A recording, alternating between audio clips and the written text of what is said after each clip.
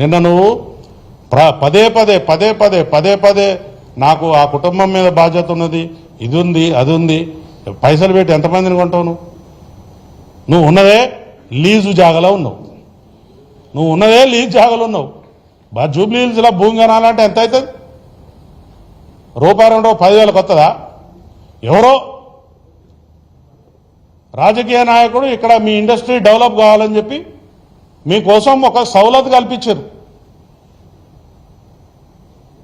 వాపును చూసి బలమని పొంగిపోదు. మీకు అంత వాపే, అది ఎప్పుడు పోతుందో ఆ గాడుపు పోతుంది, పబ్లిక్ తీసి పడేస్తారు. ఆల్రెడీ సగం తీసేసిండ్రు, మిగిలింది కూడా పోతుంది. దయచేసి మా కుటుంబాల నుంచి ప్రతినిధిగా నేను మాట్లాడుతున్నా. పోలీసు వారిని కించపరిచేలాగా కానీ, అవమానించేలాగా కానీ, లేకపోతే బెదిరించేలాగా కానీ ఎవరైనా ప్రవర్తన చేస్తే మాత్రం అది మీ బొంద మీరే దాక్కున్నట్టు అవుతుంది. ఈసారి నుంచి ఉపేక్షించేది లేదు. చట్టపరంగా ముంగడిపోతాం, న్యాయపరంగా ముంగడిపోతాం. ప్రజలలో కూడా తీసుకుపోయి మీ బట్టలు కూడా తీపిస్తాం. పబ్లిక్లో కూడా పోయి ఊరూరికి మీటింగులు పెట్టి మీ బట్టలు కూడా తీపిస్తాం.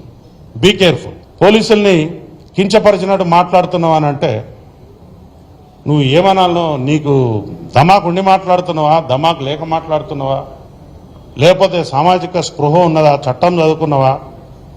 ప్రతి ఒక్క పౌరుని బాధ్యత రాజ్యాంగం గురించి తెలుసుకోవటం, చట్టం గురించి తెలుసుకోవటం. చిన్న విషయాలు కూడా మీరు ముందేసుకుని ఎవరిని బ్లేమ్ చేద్దాం అనుకుంటున్నారు, ఎలా బయటపడదాం అనుకుంటున్నారు? This is not the way.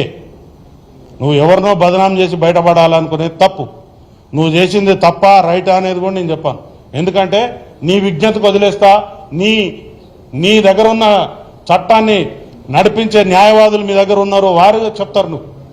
అంతేగాని కోర్టు ఏం చెప్పింది? కోర్టు విషయాలు నేను మాట్లాడకూడదు, కానీ ఏం చెప్పింది? నీ కోర్టు కేసు తీసేసిందా? తీసేస్తే మరి మంచిగా హ్యాపీగా తిరుగు. తీసేసిందాక మాత్రం నువ్వు ముద్దాయివే కదా. ముద్దాయి ఏం చేయాలి? నీకు రెగ్యులర్ బెయిల్ కూడా కాదు, ఇంట్రీమ్ బెయిల్. నువ్వు దాన్ని చూసుకుని నాకు అంత స్వేచ్ఛ వచ్చేసింది అనుకోవద్దు. You are under the clutches of law. చట్టాన్ని నువ్వు ఖచ్చితంగా పాటించవలసినదే. చట్టాన్ని పాటించకపోతే జైలు ఊసల వెనక ఉండాల్సిందే. అది చట్టం. మీరేమన్నా మాకు చుట్టమా? మీరేమన్నా మాకు శత్రువా? మీరేమన్నా మాకు లేకపోతే పాలోడా, పగోడా? ఏమున్నది మీతో మాకు? కాబట్టి మీ అనుభవం, మీకు 22 సంవత్సరాల అనుభవం ఉంది, 30 ఏళ్ళ అనుభవం ఉంది, మాకు అవసరం లేదు. కానీ మీరు చట్టాన్ని మాత్రం ఖచ్చితంగా గౌరవించాల్సిందే. మీది ఏం కేసు అండి? ఇట్లాంటి కేసులు ప్రతిరోజు పదుల సంఖ్యలో రిపోర్ట్ అవుతాయి.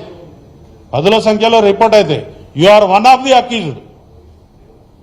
ఇట్లాంటి కేసులో నువ్వు ఒక నేరస్తునివి మాత్రమే. మరి చట్టం గురించి రకరకాల ఇలిస్ట్రేషన్స్ ఇస్తా ఉన్నారు. ఏదున్నా కూడా పేపర్ మీద ఏదైతే ఉన్నదో గదే. పేపర్ మీద లేని దాని గురించి మనం పట్టించుకోవాల్సిన అవసరం లేదు.